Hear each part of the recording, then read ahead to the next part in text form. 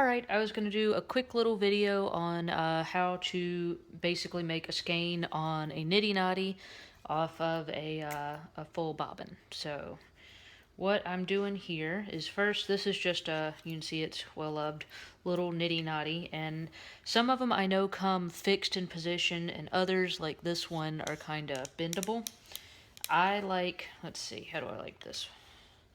Yeah, I like it where it's sort of a one's up and one's sideways. And when I start, I always start with the, the flat part flat facing away from me like a T.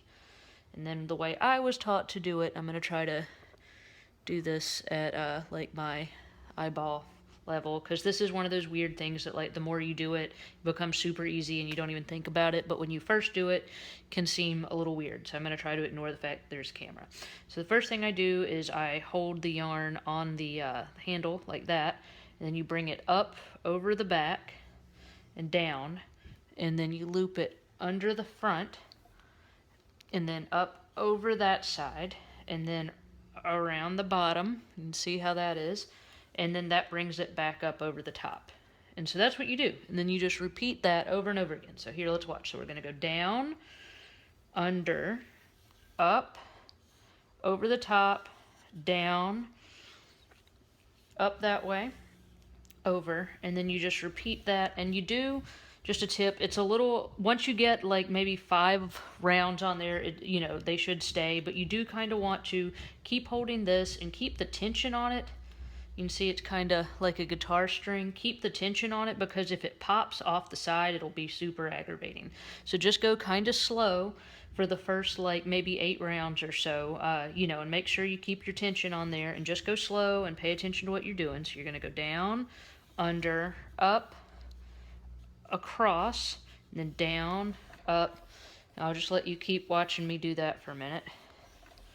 And see, the more you do it, it kind of makes like a track for you. And just, like I said, just watch it and make sure, you're staying in line, and, that everything's where it is and none of them are like creeping over the top or anything crazy. Oh, yeah, see, anything crazy like that. And see, it gets easier. So the more you do it, it gets easier and easier. And then let's see, I'm going to stop this video and then I'll do another video to show how to take it off. So anyhow, that's what you do. Just one more time here for old time's sake. Go up, you go down on the front, under the bottom, up, then down across the back, then you go under that part, which brings you back up. Okay, so here you see I've got pretty much all of it off of the bobbin, so, I'm still holding it exactly the same way, where it looks like a T at the top, and, I'm bringing it around. And you just keep doing this till you get to this part where you can see the, the yarn is on here, and then you just get it off your leader thread, however it is you had that on there.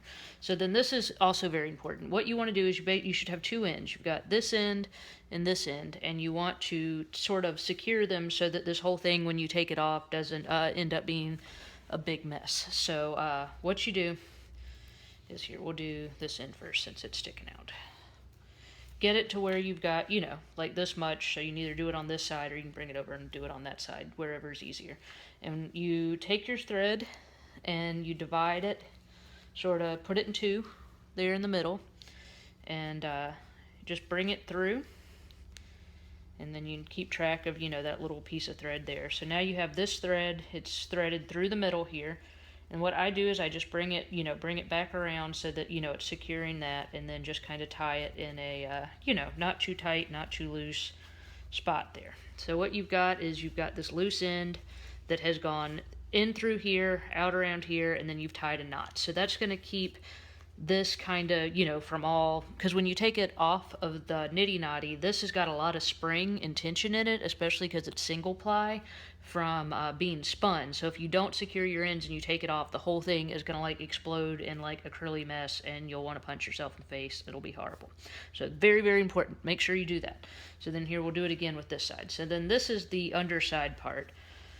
So, you can see it's on the underside. I usually kind of like, you can pull it, work it, be careful because, this is kind of, as you see, a little loosey-goosey because it was where I started spinning. But I'll kind of, like you just saw me pull it back over and, just get it to where you've got some leeway. And then the same thing, you're going to separate a hole, pull it through the hole, get the whole thing through. And then, I'm trying to make sure the camera is showing it, just tie it onto itself. So, just kind of, like I said, don't tie it as tight as humanly possible, but you definitely want it to be secure because you don't want it to do crazy things when you take it off, especially like I said with single ply yarn. When you two ply something, when you two ply, you're taking the two singles and twisting them together. It kind of helps relax it and balance it out a little bit. One of the benefits of two ply. I love single ply though, and I've been making a lot of it here, so it's worth the hassle. So I've secured my two loose ends here and here. So to take this off and make a skein, you just make sure it's all tied together. Just take it off like that. And see what I mean? It's all curly and crazy. And just make sure you keep your hands, I'm trying to, there we go.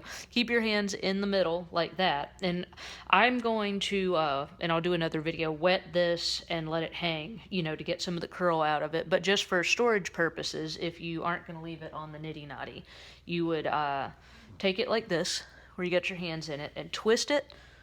And then you keep twisting it like if you were going to wring water out of a washcloth or something. So you just twist it. And, till you got a good bit of twist in there. And then you just kind of twist it where, I'm trying to think the best way. So you've twisted it like a washcloth, and then you kind of fold it in half. And then just bring one end, one of your twisted ends, and pull it through the other twisted end, and then I kind of shove it through with my thumb. And like I said, I'm going to go let this one relax so it'll look, and then you can kind of poke the loose ends in to make it look prettier. But this is how you end up with a skein. And so just so you can see, you've got, this is one end, and it's pushed through this other end. See, as you see here. So this end, you twisted it, folded it in half, and then you stick one end, and you pull it through that end. So that's what you did. And like I said, they kind of, and you'll see it even in yarn shops. I know in yarn shops when I go visit my stuff, if people have been taking them out, they'll look kind of lumpy, bumpy. So skeins, you can always they're like throw pillows on a sofa. You can kind of poof them up and smooth them out and make them look, more or less nice. So, But this is a really good way to store yarn. I like to ship yarn like this. It keeps everything kind of in there, and it does kind of let it, as it sits, it relaxes a little bit. But like I said, this one looks, you can see it looks kind of curly, and it looks kind of curly because, it's the nature of the beast with single ply. But I am going to, go put this on the back of a chair and wet it and let it relax. But that's that.